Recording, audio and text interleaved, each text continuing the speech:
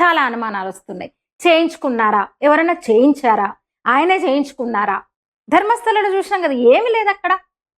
అసలు ఎవడు చచ్చిపోలేదు, ఎవరిని పాతిపెట్టలేదు. హత్యలన్నారు, రైట్ వింగ్ చేయించిందన్నారు, వందలు కాదు వేలన్నారు, పుర్రెలన్నారు, బొక్కలన్నారు, అస్థికలన్నారు, శవాలన్నారు.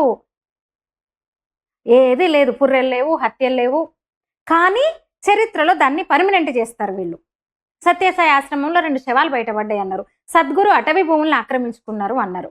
రాసిండ్రు, ఆర్టికల్స్ రాసిండ్రు, ప్రచారం చేసిండ్రు. ప్రూఫ్లు ఏముండవు. సేమ్ ధర్మస్థల అయితే నిన్న మొన్న ధర్మస్థల మన కళ్ళతో చూసినాం. ఇప్పుడు మన ఇంట్లో ఉన్న పిల్లలు కూడా చూసిండ్రు. ప్రూఫ్స్ ఏముండవు.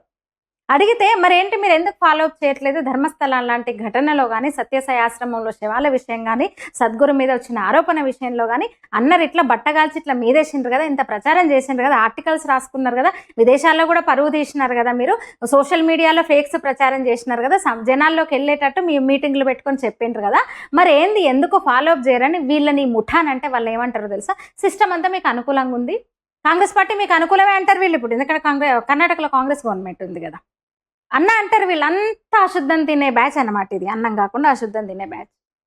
బీజేపీ మీకు ఇప్పుడు బీజేపీ ప్రభుత్వం కదా మీకు అనుకూలంగా ఉంది అంటారు, సుప్రీంకోర్టు కదా మీకు అనుకూలంగా ఉంది అంటారు. తప్ప నిజం ఒప్పుకోరు.